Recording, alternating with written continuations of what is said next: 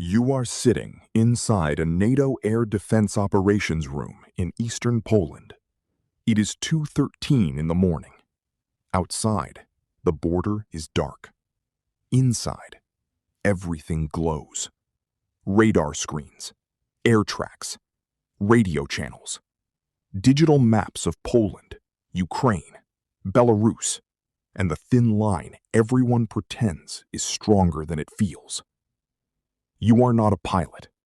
You are not holding a rifle. You are watching symbols move across a screen. That is how modern wars arrive now. Not with flags, not with speeches, with small shapes on a radar display. Most of the tracks tonight are normal. Civilian aircraft far away. NATO patrols. Ukrainian air defense activity across the border. Then, one new contact appears. Small, low, slow. Too low for an aircraft, too steady for weather. Your eyes stop moving. The track is coming from the east, and it is moving toward NATO airspace. At first, nobody calls it Russian. Nobody calls it hostile. Nobody calls it a drone. The room uses cleaner words. Unidentified aerial object. Low-speed track. Border proximate movement. Possible unmanned system. Your supervisor leans over the display. Confirm altitude. Another operator answers. Low. Very low. You zoom the map. The contact is still outside NATO airspace. Barely. That word matters. Outside means observation. Inside means decision. A second radar station picks it up. Then a third. The track is real. No one says anything for a moment, because everyone in the room understands the same nightmare. If it crosses, NATO has to respond. If NATO responds wrong, Moscow can call it escalation. If NATO does nothing, the next one may come deeper. You watch the little symbol crawl closer to the border. Slow enough to feel deliberate. Fast enough to make time disappear. Then, another contact appears. Farther north. Same altitude. Same speed. Same direction. Then, a third. The room changes instantly. People sit straighter. Phones light up. Headsets tighten against ears. This is no longer one lost drone. This is a pattern. Across the main screen, 3 small tracks move toward the NATO border like pieces being placed on a board. Your commander walks in without asking what happened. He already knows from the silence. Are they armed? No answer yet. Are they over the line? Not yet. Any Russian statement? Nothing. That is what makes it worse. There is no announcement, no claim, no explanation. Just machines in the dark, moving toward the most dangerous border in Europe. You look at the map again. The first drone is now less than 2 minutes from NATO airspace. The first drone crosses the line. No explosion. No siren. No dramatic sound. Just one symbol moving from one side of the map to the other. But everyone in the room feels it. A NATO border has been crossed. The commander's voice stays calm.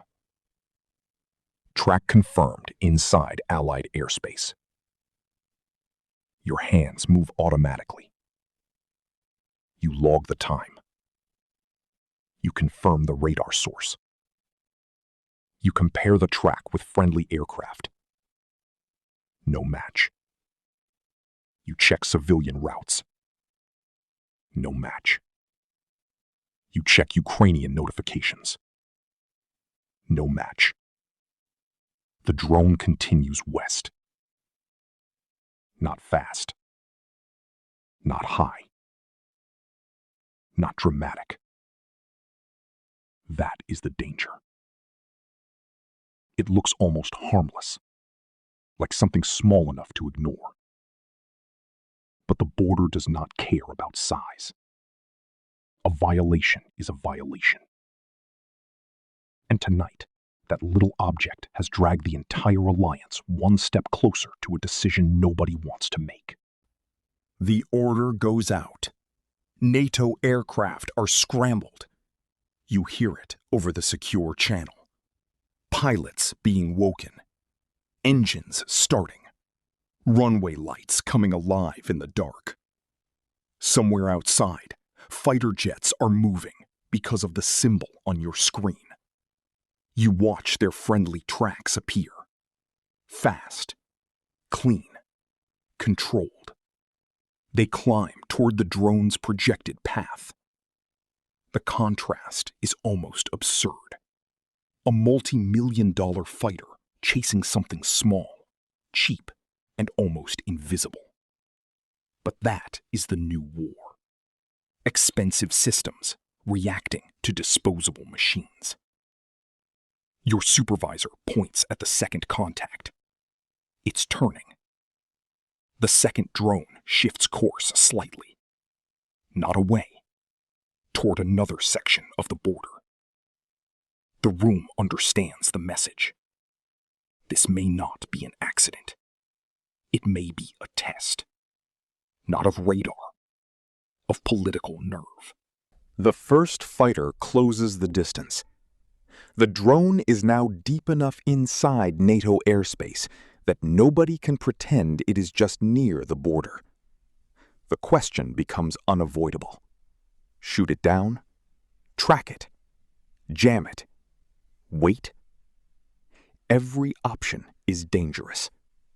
If you shoot it down, Russia may say NATO attacked Russian equipment. If you let it fly, civilians may be at risk. If you wait too long, it may disappear into radar clutter.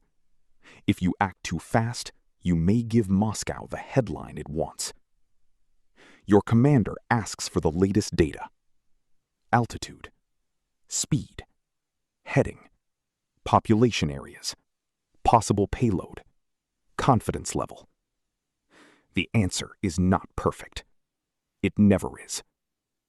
The drone keeps moving. The fighter is almost in range. You realize that history does not always begin with a missile launch. Sometimes it begins with permission to fire on a machine nobody admits belongs to them. The projected path updates.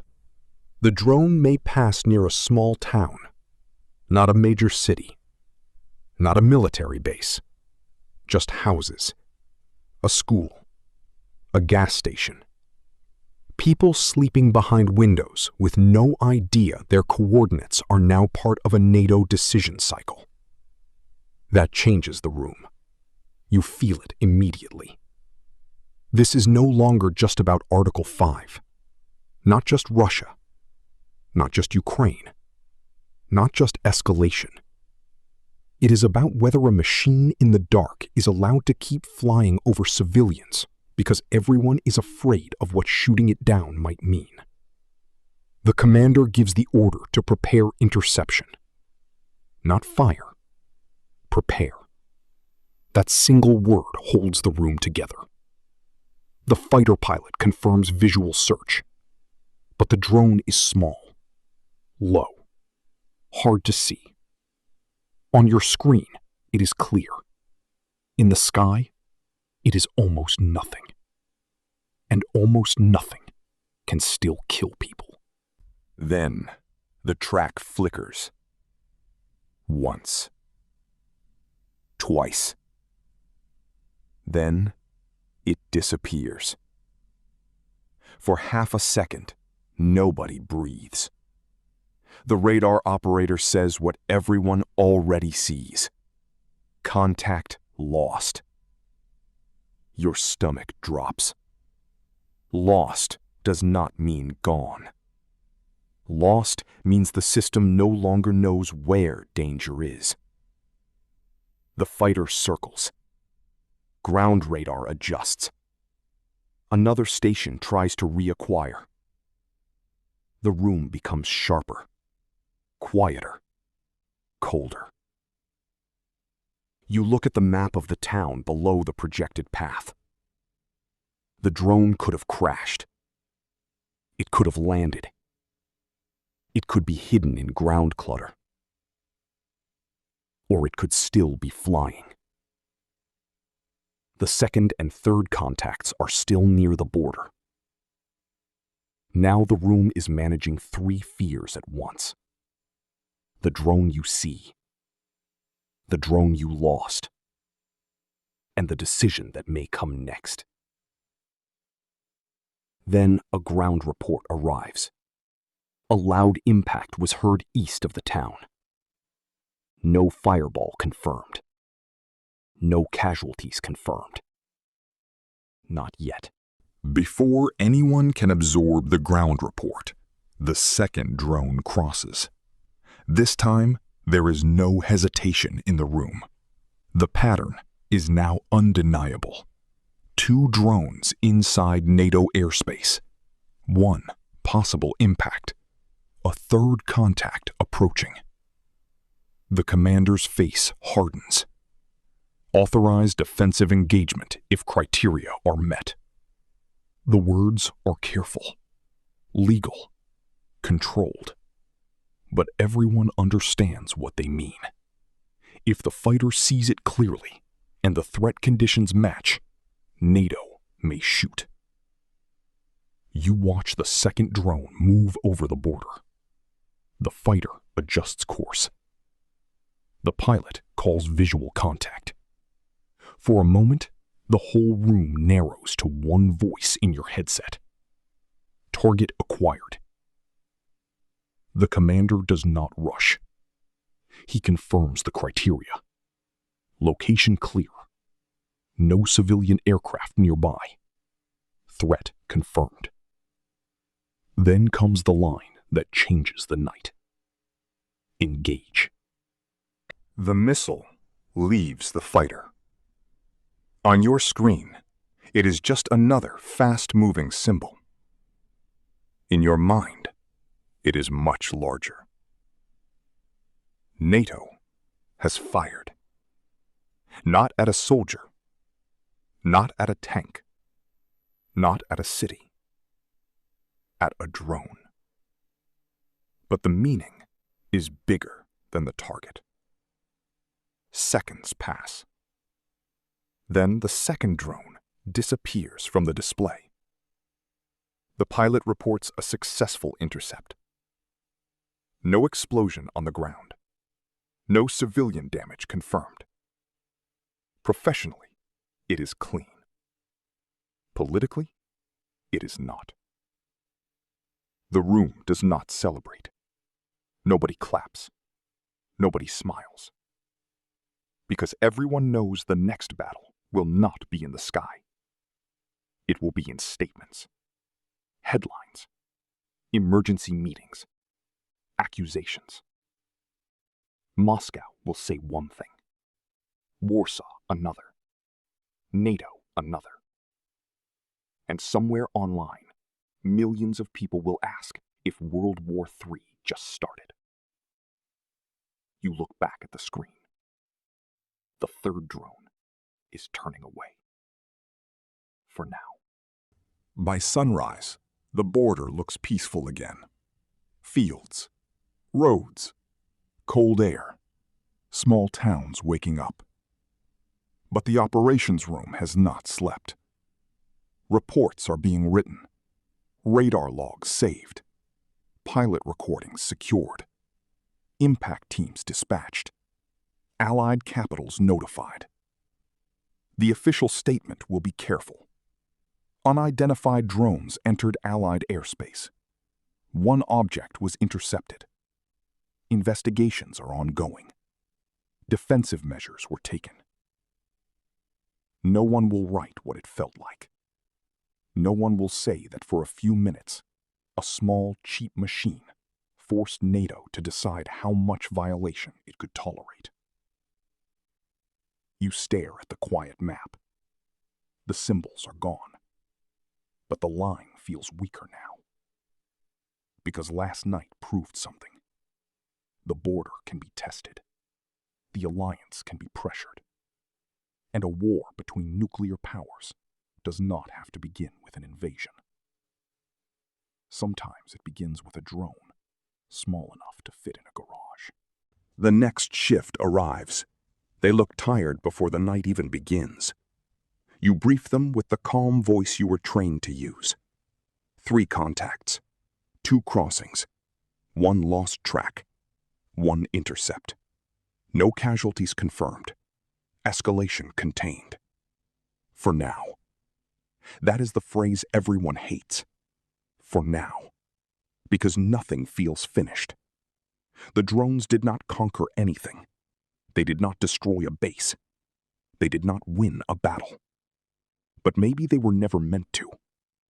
Maybe they were sent to measure reaction time, to map radar coverage, to test political fear, to see if NATO would blink. You look at the borderline one last time. Thin, digital, glowing on a screen. And you understand the real terror. The next war may not begin when armies cross the border.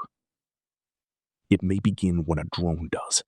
What should NATO do when the threat is small, but the message behind it is not?